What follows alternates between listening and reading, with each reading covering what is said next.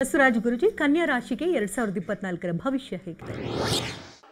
2024ರ ಕನ್ಯಾ ರಾಶಿಯ ಫಲಾಫಲಗಳು ನೋಡೋಕೆ ಹೋದಾಗ ಭಾಳ ಅದೃಷ್ಟ ಕಾಲ, ಒಳ್ಳೆಯ ಕಾಲ ಬರ್ತಾ ಇದೆ. ಗುರುಬಲ ಬರ್ತಾ ಇರ್ತಕ್ಕಂಥದ್ದು, ಜನ್ಮದಲ್ಲೇ ಇರ್ತಕ್ಕಂಥ ಕೇತು, ಸಪ್ತಮದಲ್ಲಿ ಇರ್ತಕ್ಕಂಥ ರಾಹು ಆಗ್ಬೋದು, ಅಷ್ಟಮದಿಂದ ನವಮಕ್ಕೆ ಬರ್ತಾ ಇರ್ತಕ್ಕಂಥ ಗುರು, ಸಪ್ತಮದಲ್ಲಿ ಇರ್ತಕ್ಕಂಥ ಶನಿ, ಇದನ್ನೆಲ್ಲವನ್ನು ಗಮನಿಸಿ ನಾವು ನೋಡೋಕೆ ಹೋದಾಗ ಷಷ್ಠದಲ್ಲಿರ್ತಕ್ಕಂಥ ಶನಿ, ಇದನ್ನು ಗಮನಿಸಿ ನೋಡೋಕೆ ಹೋದಾಗ 2023ರಿಂದ 24ಕ್ಕೆ ನೋಡೋಕೆ ಹೋದಾಗ ಎಲ್ಲ ವಿಧದಲ್ಲೂ ಉದ್ಯೋಗದಲ್ಲಿ ಸಾಕಷ್ಟು ಬದಲಾವಣೆ ಆಗೋದು, ಬಡ್ತಿ ಸಿಕ್ಕೋದು, ಪ್ಯಾಕೇಜ್ ಚೇಂಜ್ ಆಗ್ತಕ್ಕಂಥದ್ದು, ಮಹಿಳೆಯರಿಗೆ ಅವಕಾಶ ಸಿಕ್ಕೋದು, ಮಹಿಳೆಯರಿಗೆ ಅಧಿಕಾರದ ಪ್ರಾಪ್ತಿ ಆಗೋದು, ಜವಾಬ್ದಾರಿಗಳು ಜಾಸ್ತಿ ಆಗ್ತಕ್ಕಂಥದ್ದು, ಮನೆಗೆ ಅತಿಥಿ ಬರ್ತಕ್ಕಂಥದ್ದು, ಆರ್ಥಿಕ ಸುಧಾರಣೆ ತುಂಬ ಅದ್ಭುತವಾಗಿರ್ತಕ್ಕಂಥ ಕಾಲ ಕೂಡ ಇದಾಗಿರುತ್ತೆ. ಯಾಕೆ ಅಂತ ಹೇಳಿದ್ರೆ ಈ ಒಂದು ವಲಯಕ್ಕೆ ಸೇರಿರ್ತಕ್ಕಂಥ ವಕೀಲರಾಗ್ಬೋದು, ಚಾರ್ಟರ್ಡ್ ಅಕೌಂಟೆಂಟ್ಸ್ ಆಗ್ಬೋದು, ಲೆಕ್ಚರರ್ಸ್ ಆಗ್ಬೋದು, ವಿದ್ಯಾಸಂಸ್ಥೆಗಳಾಗ್ಬೋದು, ರೈತರಾಗ್ಬೋದು, ಇವರಲ್ಲಿ ಈ ಒಂದು 2024ರಲ್ಲಿ ಸಾಕಷ್ಟು ಬದಲಾವಣೆಗಳು, ಧನಾತ್ಮಕ ಬದಲಾವಣೆ, ಊರ್ಧ್ವಮುಖದ ಬದಲಾವಣೆಗಳು ಕೂಡ ಕಾಣ್ತಕ್ಕಂಥ ಸಾಧ್ಯತೆ ಜಾಸ್ತಿನೇ ಇರುತ್ತೆ.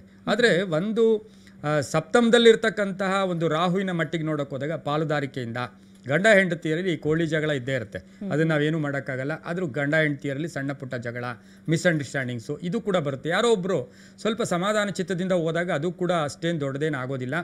ಇನ್ನು ಷಷ್ಠದಲ್ಲಿ 6ರಲ್ಲಿ ಶನಿ ಇದ್ದಾನೆ.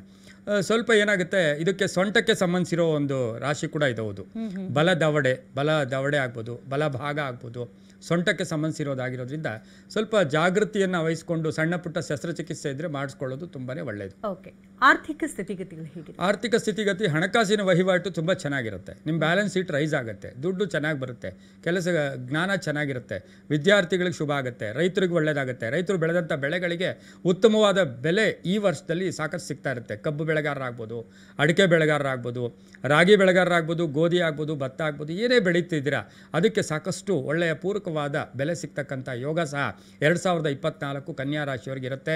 ಮುಖ್ಯವಾಗಿ ಮಹಿಳೆಯರಿಗೆ ಜಾಸ್ತಿ ಆದಾಯ. ಆರೋಗ್ಯ ಹೇಗೆ? ಆರೋಗ್ಯದಲ್ಲಿ ಅದೇ ಷಷ್ಠದಲ್ಲಿ ಶನಿ ಇರೋದ್ರಿಂದ ಜಾಗ್ರತೆ ವಹಿಸಬೇಕು. ಇನ್ನೇನು ತೊಂದರೆ, ಸ್ವಲ್ಪ ಸೊಂಟನು, ಬೆನ್ನು, ಬ್ಯಾಕ್ ಪೈನ್ ಅಂತೀವಿ, ಆಮೇಲೆ ಒಂಚೂರು ಗ್ಯಾಸ್ಟ್ರಿಕ್ ಪ್ರಾಬ್ಲಮ್, ENT ಸ್ಪೆಷಲಿಸ್ಟ್ ಹತ್ರ ಸ್ವಲ್ಪ ಒಂದು ಸಾರಿ ಆದರೂ ನಾವು ಹೋಗಿ ಬರಬೇಕಾಗಿರುತ್ತೆ. ಹಾಗಾಗಿ ಸ್ವಲ್ಪ ಜಾಗೃತಿ ಇದ್ದರೆ ಒಳ್ಳೆಯದು. ಪರಿಹಾರ ಅಂತ ಹೇಳಿದಾಗ ಸಾಕ್ಷಾತ್ತು ವಿಷ್ಣುವಿನ ಒಂದು ರಾಶಿ ಕೂಡ ಇದಾಗಿರೋದ್ರಿಂದ ನಮಗೆ ಕಲವು ವೆಂಕಟನಾಥ ಅಂತೀವಿ.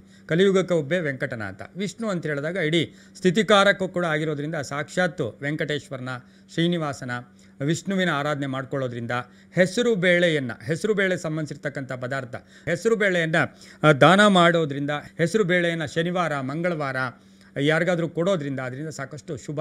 ಹೆಸರು ಬೇಳೆ ಪಾಯಸ ಮಾಡಿ ಕೂಡ ನಾವು ಕೊಟ್ಟಿದ್ದೆ ಆದರೆ ತುಂಬ ಶುಭ ಆಗುತ್ತೆ. ಪರಿಹಾರ ಮಂತ್ರ ಅದೇ ಹೇಳ್ತಾ ಇದೆ, ಕಲವು ವೆಂಕಟನಾಥ, ವೆಂಕಟೇಶ್ವರನ ದರ್ಶನ, ವೆಂಕಟೇಶ್ವರನ ಮಂತ್ರ, ವೆಂಕಟೇಶ್ವರನ ಸ್ತೋತ್ರ ಪ್ರತಿನಿತ್ಯ ಅಟ್ಲೀಸ್ಟ್ ಕಡೆಯ ಭಾಗ 5 ಸಾರಿ ಆದರೂ ಓಂ ನಮೋ ವೆಂಕಟೇಶಾಯ, ಓಂ ನಮೋ ವೆಂಕಟೇಶಾಯ. ಇಲ್ಲ ನಾವು ಇನ್ನು ಸ್ವಲ್ಪ ಚೆನ್ನಾಗೂ ಹೇಳ್ಕೋಬೇಕು ಅಂದರೆ ಎಲ್ಲೋ ಒಂದು ಕಡೆ ವೆಂಕಟೇಶ್ವರ ಮಹತ್ವ ಒಂದು ಪುಸ್ತಕದಲ್ಲೂ ವ್ರತದಲ್ಲೂ ಇದ್ರ ಬಗ್ಗೆ ಹೇಳಿದ್ದಾರೆ.